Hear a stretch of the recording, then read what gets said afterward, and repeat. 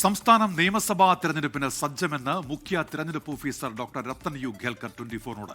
സംസ്ഥാനത്ത് 3900 പ്രശ്നബാധിത ബൂത്തുകളുണ്ടെന്നും അദ്ദേഹം പറഞ്ഞു. ഇവിടെ അതീവ സുരക്ഷ ഒരുക്കും. ഇത്തവണ പോസ്റ്റൽ വോട്ടുകൾക്കായി കൂടുതൽ ദിവസം അനുവദിച്ചിട്ടുണ്ടെന്നും രത്തൻ യു ഖേൽക്കർ 24നോട് പറഞ്ഞു.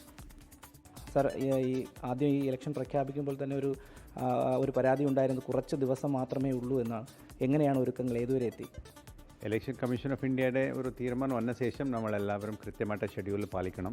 അതുപോലെ തന്നെ നമ്മുടെ പ്രിപ്പയർഡ്നെസ് നേരത്തെ മുതൽ തന്നെ ഉണ്ടായിരുന്നു. കാരണം എല്ലാ പൊളിറ്റിക്കൽ പാർട്ടീസ് തന്നെ ആവശ്യപ്പെട്ടിട്ടുള്ള ഒരു കാര്യം അവധിയിലെ ദിവസമെല്ലാം ഉറവാക്കിക്കൊണ്ടായിരിക്കണം ഇലക്ഷനുടെ പ്രഖ്യാപനം എന്നായിരുന്നു. അതനുസരിച്ചിട്ടാണ് ഇലക്ഷൻ കമ്മീഷനുടെ ഒരു ഷെഡ്യൂൾ വന്നിട്ടുള്ളത്. തിരഞ്ഞെടുപ്പ് എന്ന് പറയുമ്പോൾ പ്രധാനമായി പ്രശ്നബാധിത ബൂത്തുകളൊക്കെ ഉണ്ടാവും. നമ്മുടെ സംസ്ഥാനത്ത് എത്ര പ്രശ്നബാധിത ബൂത്തുകളുണ്ട്, അവിടെ എന്തൊക്കെ സജ്ജീകരണമാണെന്നുള്ളത് തീരുമാനിച്ചിട്ടുണ്ടോ? ഇലക്ഷൻ കമ്മീഷൻ ഓഫ് ഇന്ത്യ നിർദ്ദേശം അനുസരിച്ചൊരു ക്രിട്ടിക്കൽ പോളിംഗ് സ്റ്റേഷൻസ് എന്നുള്ള ഒരു കണക്കുണ്ട്. അതുപോലെ തന്നെ വൾനറബിൾ ഏരിയാസ് എന്നുള്ള ഒരു കോൺസെപ്റ്റ്സ് ഉണ്ട്. അതനുസരിച്ച് ഏകദേശം ഒരു 3900ഓളം പോളിംഗ് സ്റ്റേഷൻസ് ക്രിട്ടിക്കലായി വന്നിട്ടുണ്ട്. ആ ഡെഫിനിഷൻ അനുസരിച്ചിട്ട് ക്രിട്ടിക്കൽ പോളിംഗ് സ്റ്റേഷൻസിലെ നമ്മുടെ ഇലക്ഷൻ കമ്മീഷനുടെ നിർദ്ദേശം അനുസരിച്ച് സെൻട്രൽ ഫോഴ്സസ് കൊടുക്കണം. പിന്നെ 100% അവിടെ മൈക്രോ ഒബ്സർവേഴ്സ് വേണമെങ്കിൽ അത് കൊടുക്കണം. പിന്നെ അവിടുത്തെ പെട്രോളിങ് കാര്യങ്ങളൊക്കെ വളരെ ശക്തമാക്കണം എന്നുള്ള ഒരു നിർദ്ദേശമൊക്കെ ഉണ്ട്. ഈ ഗ്രീൻ പ്രോട്ടോക്കോൾ എന്നുള്ളതാണ് ഏറ്റവും പ്രധാനം. ഗ്രീൻ പ്രോട്ടോക്കോൾ അനുസരിച്ചുള്ളൊരു തെരഞ്ഞെടുപ്പായിരിക്കുമോ ഇത്തവണ? നമ്മുടെ ഉദ്ദേശം അത് തന്നെയാണ്. അതുകൊണ്ട് തന്നെയാണ് ശുചിത്വ മിഷനുടെ നേതൃത്വത്തിൽ നമ്മളെല്ലാ ഗ്രീൻ പ്രോട്ടോക്കോളിൽ നമ്മൾ നടപ്പിലാക്കാൻ ഉദ്ദേശിക്കുന്നത്. പിന്നെ അതിന് വേണ്ടിയിട്ടുള്ള ഒരു ഡീറ്റെയിൽ ആയിട്ടുള്ള ഒരു ഗൈഡ് ലൈൻസ് എല്ലാ പൊളിറ്റിക്കൽ പാർട്ടീസിനും പോലീസിനും പിന്നെ ജില്ലാ കളക്ടർമാർക്ക് നമ്മൾ കൊടുത്തിട്ടുണ്ട്.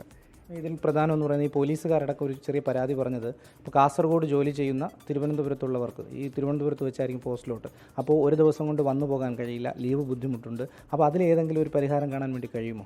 നമ്മുടെ നിർദ്ദേശം അനുസരിച്ചിട്ട് ഇപ്പോൾ നേരത്തെ ഉണ്ടായിരുന്നത് ഒരു 2-3 ദിവസം ഒരു ഗ്യാപ്പിൽ മാത്രം അവർ വേണമെന്ന ഒരു നിർബന്ധം ഉണ്ടായിരുന്നു. കാരണം അപ്പോൾ ആ സമയത്ത് തന്നെ VIP ഡ്യൂട്ടി അത് വന്നാൽ പിന്നെ അവർക്ക് വരാൻ പറ്റില്ല. പക്ഷേ ഈ പ്രാവശ്യം നമ്മൾ ഉദ്ദേശിക്കുന്നത് കൂടുതൽ ദിവസം നമ്മൾ സജ്ജീകരിക്കും. നേരത്തെ 2-3 ദിവസമായിരുന്നു, പക്ഷേ നമ്മൾ 6-7 ദിവസം ചെയ്യാനാണ് ഉദ്ദേശിക്കുന്നത്.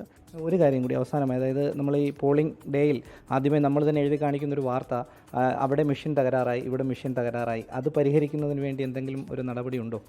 നമ്മുടെ ആക്ച്വലി മെഷീൻ തകരാറാവുന്നത് ഒരു ട്രെയിനിങ്ങിടെ ഒരു ഗ്യാപ്പ് ഉള്ളതിനാണ്. ഈ പ്രാവശ്യം കമ്മീഷൻ പറഞ്ഞിട്ടുള്ളത് എല്ലാ പ്രിസൈഡിംഗ് ഓഫീസർ, പോളിംഗ് ഓഫീസർ ഓരോരോ മെഷീനെ ഹാൻഡിൽ ചെയ്യണം. കൃത്യമായിട്ട് അവർ തന്നെ ഓപ്പൺ ചെയ്യണം, ഫിക്സ് ചെയ്യണം, അതിന് ബാലറ്റ്സ് അടക്കം അവർ തന്നെ ഡെമോ ചെയ്യണം എന്നുള്ളതാണ്. എല്ലാ രീതിയിലുള്ള ഒരുക്കങ്ങളും പൂർത്തിയാക്കുന്ന തിരക്കിലാണ് തെരഞ്ഞെടുപ്പ് കമ്മീഷൻ. റിനു ശ്രീധർ, 24 തിരുവനന്തപുരം.